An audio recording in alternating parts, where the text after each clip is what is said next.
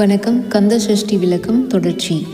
கனபூசை கொல்லும் காளியோடனைவரும் விட்டாங்காரரும் மிகுபல பேய்களும் தண்டியக்காரரும் சண்டாளர்களும் என் பெயர் சொல்லவும் இடுவிழுந்தோடிட ஆனையடியினில் அரும்பாவைகளும் பூனை மயிரும் பிள்ளைகள் என்பும் நகமும் மயிரும் நீள்முடி மண்டையும் பாவைகளுடனே பல கலசத்துடன் மனையிற் புதைத்த வஞ்சனை தனையும் ஒட்டிய செருக்கும் ஒட்டிய பாவையும் காசும் பணமும் காவுடன் சோறும் ஓதும் வஞ்சனமும் ஒருவழி போக்கும் அடியனை கண்டால் அலைந்து குலைந்திட மற்றார் வஞ்சகர் வந்து வணங்கிட காலதுதால் என்னை கண்டார் கலங்கிட அஞ்சு நடங்கிட அரண்டு புரண்டிட.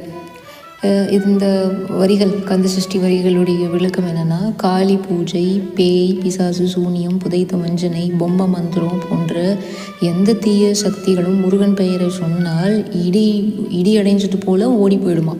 வீட்டில் புதைத்த கர்மம், பொறாமை, செருக்கு, பணத்தால் செய்யப்படும் சூனியம் இவை எதுவுமே முருகனுடைய அடியார்களை தீண்டவே தீண்டாது.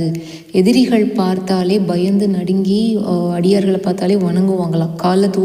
காலதூதர்கள் கூட பக்கத்துலேயே வர முடியாது. முருகன் பேரை சொன்னாலும் அவர் வேலை கண்டாலும் அவங்களுக்கே ரொம்ப பயமாக இருக்குமா. அவரோட அருள் அவ்வளோ பெருசு அப்படின்னு சொல்கிறாங்க.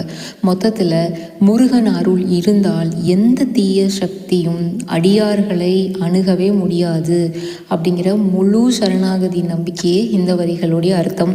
நீங்களும் உங்கள் வீட்டில் எப்போல்லாம் கஷ்டம், ஒருக்கது உடம்பு சரியில்லை, இல்லை நல்ல விஷயங்கள் தள்ளி போகுது, எந்த மனசு குறையாக இருக்குது, ஒரு மாதிரி பக்கு பக்குன்னு இருக்குன்னா நம்பிக்கையோடு முருகப்பெருமானை வழிபட்டு கந்தசஷ்டி கவசம் படிங்க. கண்டிப்பாக எல்லாமே மாறி நல்லதே நடக்கும். எல்லாம் முருகன் செயல்.